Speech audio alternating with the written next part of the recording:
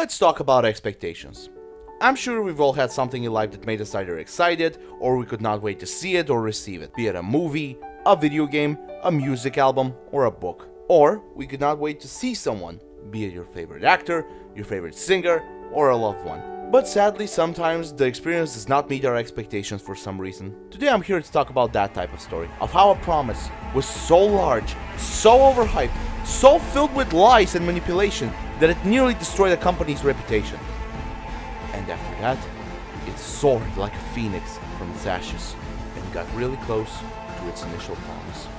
Today, we're gonna talk about Cyberpunk 2077.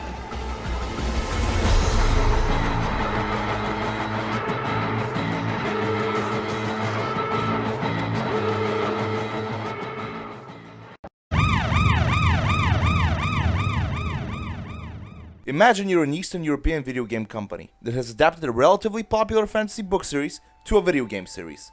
Enter CD Projekt Red. What once started as a couple of guys selling translated to Polish games from their back of their van has now evolved into a relatively respectful video game studio.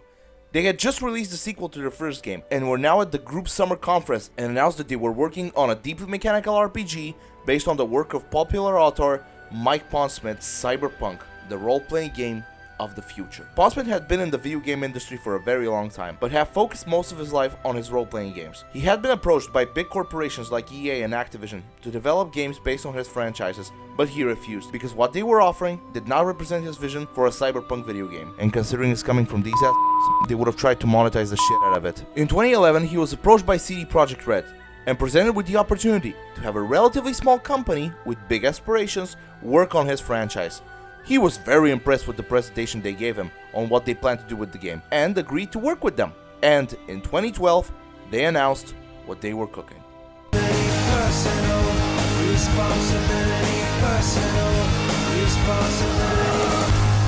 In January 2013, the first teaser for the game was shown, and it blew the pantaloni of everyone. Every role-playing RPG nerd lost their shit after seeing the cinematic. I saw it in, I think, 2014, and it did not leave much of an impact on me.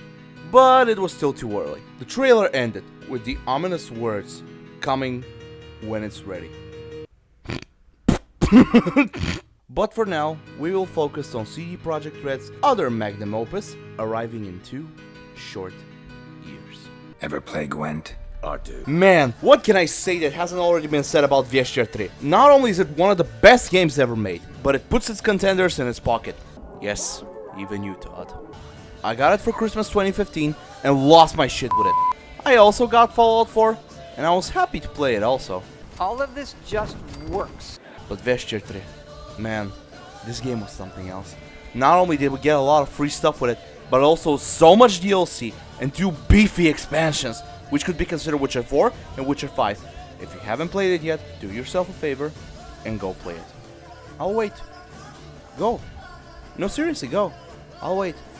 I said go! After the release of Wierzcher 3 and winning absolutely every fucking award under the sun, CD Projekt Red went into radio silent mode, and all eyes were on Cyberpunk. It was still shrouded in mystery. In 2017, EA got into a massive controversy about loot boxes, and the official Twitter, X of Cyberpunk, was asked if Cyberpunk 2077 would have microtransactions, and they said that they leave greed to others. You keep telling yourself that bullshit. That quote really put people's expectations into overdrive. Even if we got the slightest tidbit of information, people would grab onto it and hold on for dear life. A couple more months passed and E3 2018, damn, 5 years ago, man, Jesus, came, and at the end of the Xbox conference was abruptly stopped by a transition. A brand new Cyberpunk trailer.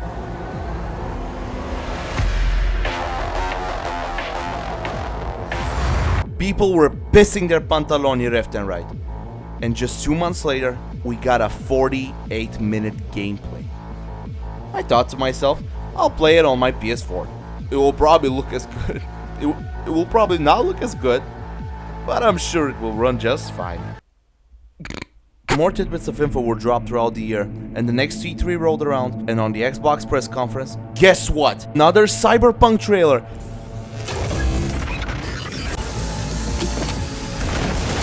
But this one spoils a very major plot point. What the fuck, CD Projekt Red? Why would you do us dirty like that? So Keanu Reeves shows up. How's it going? Neo himself shows up to charm the hell out of the audience and to give us the release date. Wait, that's illegal.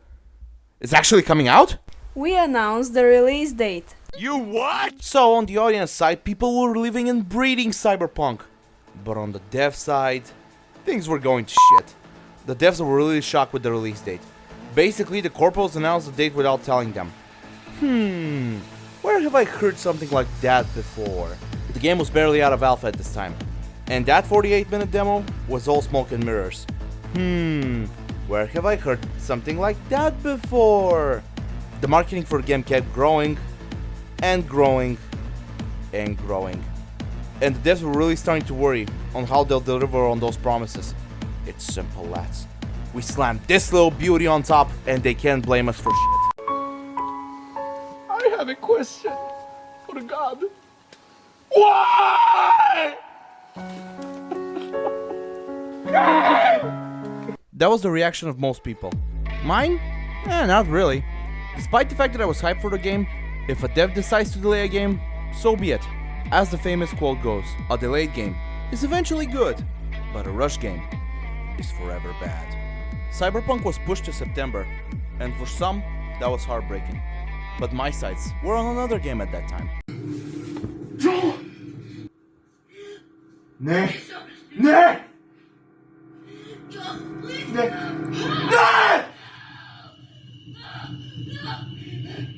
In March 2020, something happened that no one could foresee. So someone decided he wanted to eat Batman's grandpa, and the whole world was shut down. And that was another critical hit for CDPR. Because of that, they could not test the game on other platforms except for PC. And the game, let's just say, was not running well on consoles. As the September release approached, CDPR were quick to announce another delay to November, because the game was just not ready even then. Oh boy.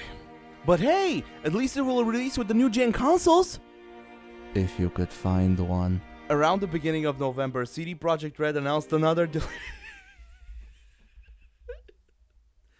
You can't make this shit up! Even after the game had gone gold. So we have 3 delays in the span of a year. That's cool. And they just said that the game runs surprisingly well on old gen consoles. Another red flag was they were not allowing reviewers to use their own footage. I have never seen something like this before.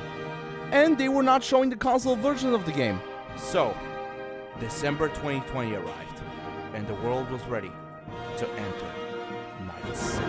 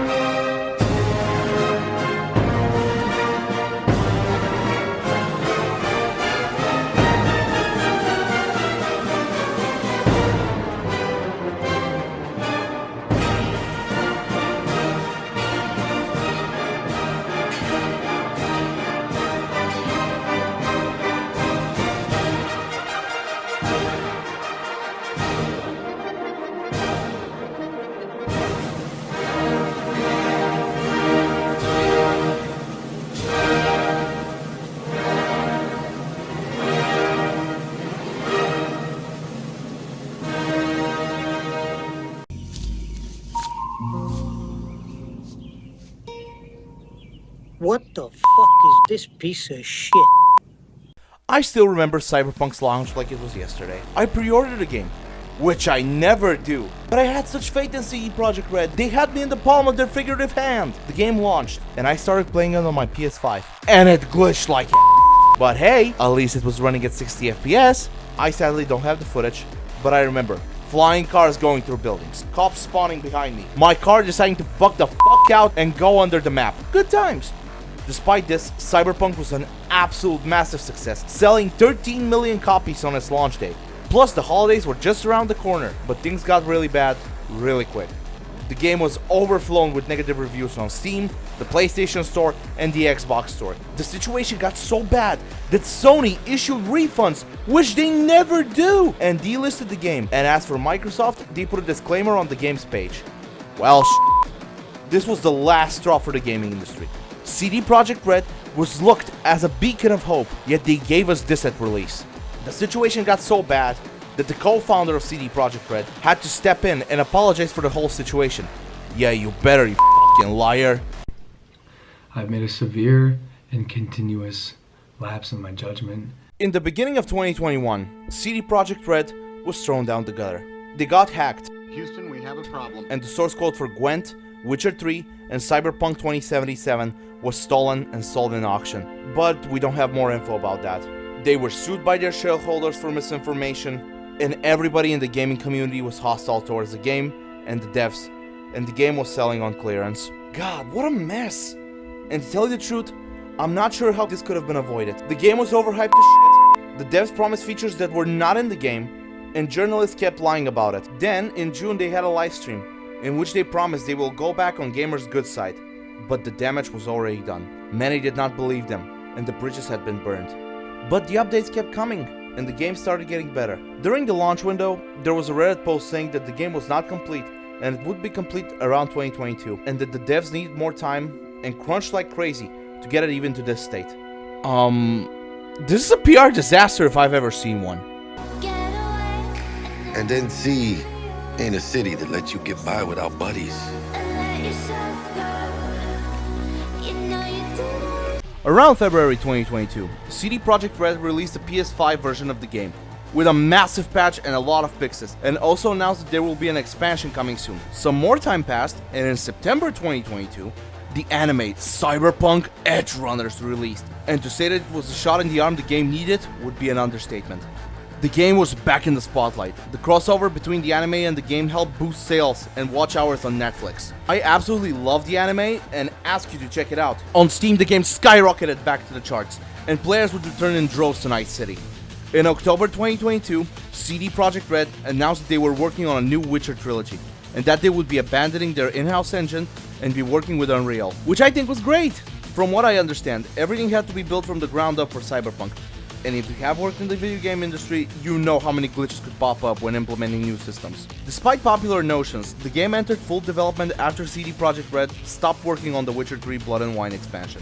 Before that, only a handful of people worked on it. Also, we learned that some amateur playtesters were put on Cyberpunk before launch and provided false info to CD Projekt Red that the issues were fixed. It was the perfect disaster! Oh shit, here we go again. It's hard not to feel for CD Projekt Red, but that still does not forgive all the lies and manipulations to their fans. Unfortunately, this shows how modern gaming works.